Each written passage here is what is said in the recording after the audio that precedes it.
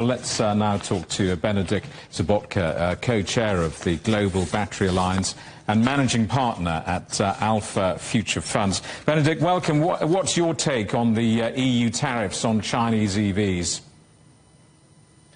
Well, the decision of the European Union to implement tariffs on Chinese-made electric vehicles is a pretty complex issue and has pretty significant implications, not just on the European automotive industry, but also international trade relations and all the supplier industries and batteries in particular. I mean, the tariffs we're discussing here, from an existing 10% to something like 7.8 to 45% over the next 5 years, is a very significant hike. And that will lead to an increase in prices for everyone in Europe for electric vehicles, and effectively will make it much more difficult to implement the penetration rates that will be required to achieve the Paris carbon reduction rules levels. So I think it's in a way it might be good for the economy, but it's certainly bad for the climate, global climate, because it will be a much slower adaptation of electric vehicle in Europe.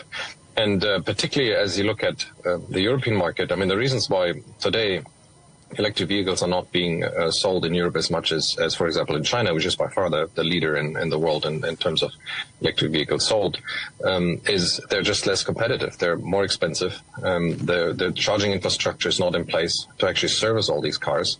And I think that's where the European Union needs to really focus on, is bringing the infrastructure in place to actually service all these electric vehicles that we need to see on European roads. So in a way, of course we wouldn't comment on political decisions and this one in particular, but clearly it has economic implications, and we'll come, I guess, later about what kind of opportunities that gives for automotive companies in Europe, but also for the suppliers from China. Okay, so some reports suggest that China and the European Union are talking about perhaps two possible solutions: flexible pricing, import quotas, manufacturing more in Europe. Which of these is most realistic? What I would like to see, and I guess what we as the Global Battery Alliance would like to see, we would like to see more globalized supply chains in electric vehicles, because those globalized supply chains are more robust.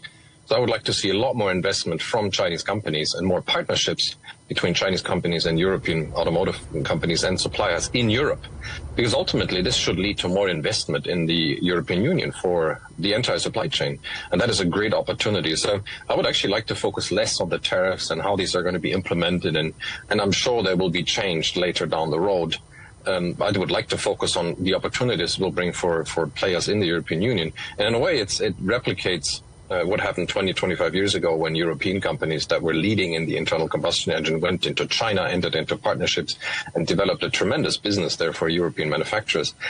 Now we're going the other way, and it's Chinese companies that need to come to Europe and partner with European companies and make sure that the supply chain is globalized, and in this particular case, Europeanized.